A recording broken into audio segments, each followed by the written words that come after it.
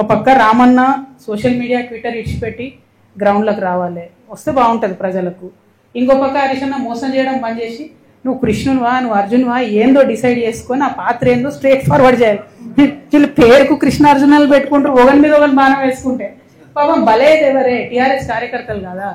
ఇప్పుడు నిన్న నిజంగా చెప్తున్నా, నేను వచ్చి మెదక్ జిల్లాలో ఉన్నా అంటే జూబ్లీహిల్స్ ఎన్నికల తర్వాత కొన్ని వేల మంది బీఆర్ఎస్ కార్యకర్తలు, కొన్ని వేల మంది నేను చెప్తున్నా అక్క మీతో ఉంటాం మీతో వస్తాం, వీళ్ళు నమ్ముకుంటే ఉండలేదు. నేను కూడా చెప్తున్నా తమ్ముళ్ళు మీరు వీళ్ళిద్దరు నమ్ముకుంటే వాళ్ళు ఒకరినొకరు బాణాలు వేసుకుంటే సరిపోతుంది.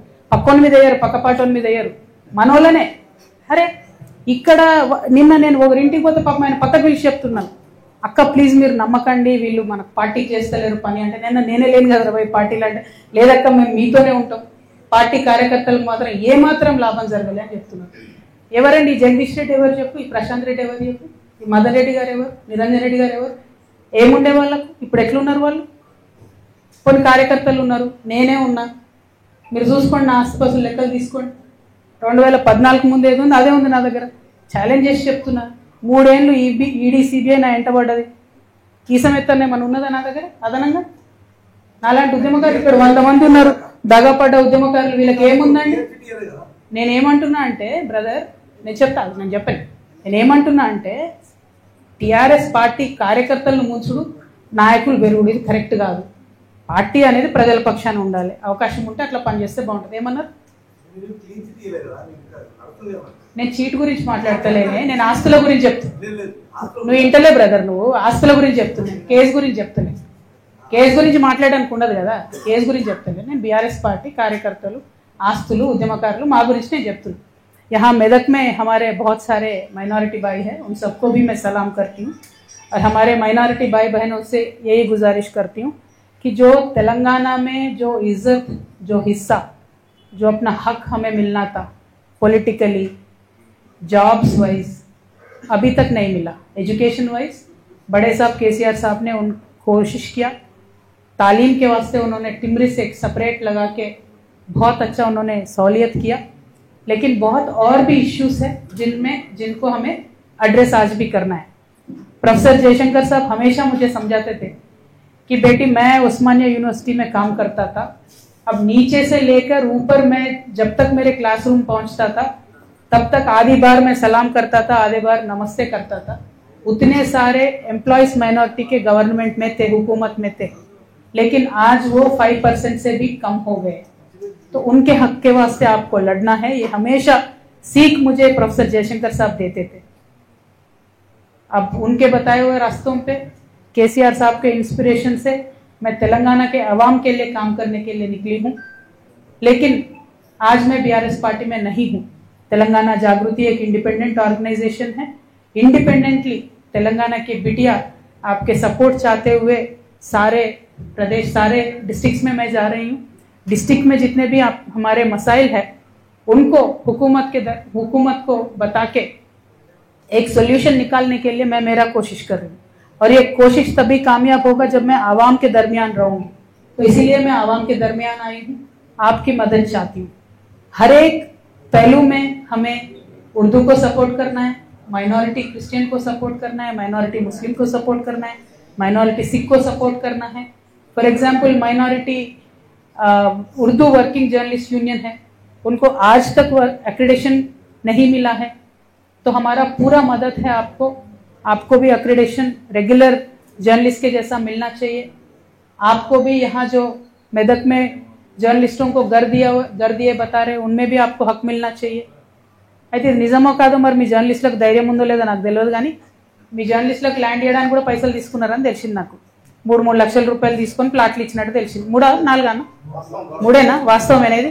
ఇక చూడు, ఇక నేనేం చెప్పాలన్న, ఈ ఘోరమైన పరిస్థితి ఉన్నది మెదక్లో.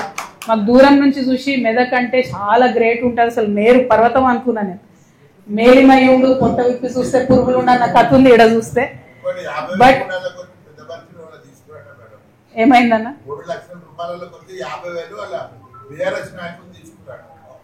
ఇక నేను ఎంత చెప్పాలన్నా ఇది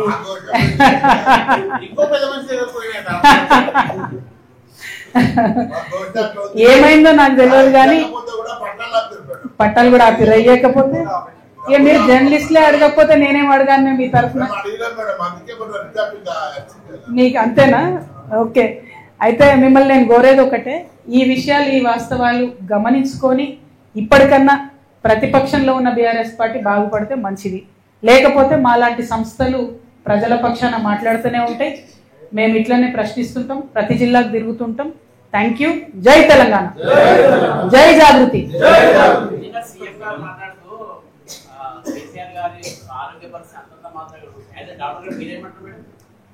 కేసీఆర్ గారు మంచిగా ఉన్నారు, చాలా బాగుంటారు. సీఎం గారికి ఏదో ఆశ, పాపం కేసీఆర్ ఆరోగ్యం బాగాలేదు అని బయటకు రాకపోతే ఈయనకేదో మళ్ళీ రాజకీయంగా లాభం అయితే అంత సీన్ లేదు. కేసీఆర్ సార్ హట్టా కట్టా ఉన్నారు, మంచిగా ఉన్నారు. సార్ బయటకు వచ్చినప్పుడు సీన్ వేరే రకంగా ఉంటుంది, అది వేరు, అది పక్కకు పెడదాం. ముఖ్యమంత్రి గారు ఆశలేమి చెల్లుబాటు కావు, అది పక్కన పెట్టేద్దాం. కానీ ఎవరైతే ఈ హరీష్ అన్న కేటీఆర్ అని ఉన్నారో వాళ్ళు సార్ కళ్ళకు గంతలు కట్టి అరాచకాలు చేస్తున్న నాయకులందరినీ కూడా సేఫ్ గార్డ్ చేస్తున్నారు. అది కరెక్ట్ కాదు. మనము కార్యకర్తలను కాపాడుకోవాలి, నాయకులను కాదు. ఆ విషయం వారు గమనించుకుంటే బాగుంటుంది.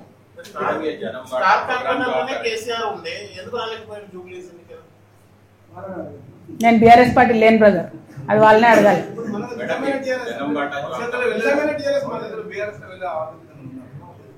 जन्म बांटा जो प्रोग्राम है आपका, ये किसके खिलाफ आपका ये बांटा प्रोग्राम है?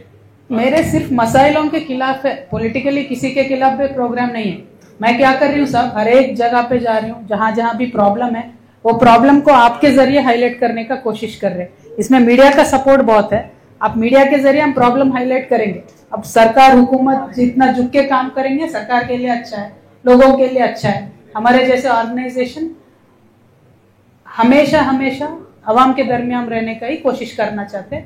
उसी में ये जन्म बाटा प्रोग्राम ही है. Thank you. చెప్పిన కదా, కేసీఆర్ గారు తండ్రిగా పిలిస్తే ఖచ్చితంగా పోతా, రాజకీయంగా పిలిస్తే ఎట్టి పరిస్థితులలో పోను. ఏ పార్టీలకు నేను ఎందుకు పోతాను? న్యాచురల్లీ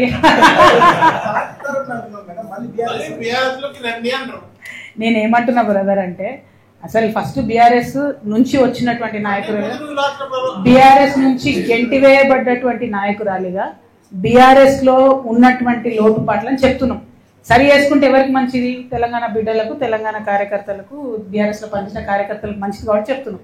సరి చేసుకోలేదు అనుకోండి, జూబ్లీహిల్స్ లాంటి రిజల్ట్ రిపీట్ అవుతా ఉంటది. దానివల్ల నష్టం ఎవరికి? తెలంగాణ ప్రజలకి. ఓకే, కాబట్టి బీఆర్ఎస్ అనుకున్న స్థాయిలో ప్రజల మధ్యలోకి వచ్చి పర్ఫామ్ చేయలేకపోతే మాలాంటి సంస్థలు ప్రజలకు అండగా నిలబడతాం. మేమే ప్రధాన ప్రతిపక్షంగా ఎదిగే అవకాశం కూడా ఉన్నది. Thank you. जय तेलंगाना, जय तेलंगाना. अब बैठिए सब, मैं आप ही के पास आ रही हूँ. दयచేసి जर्नलिस्ट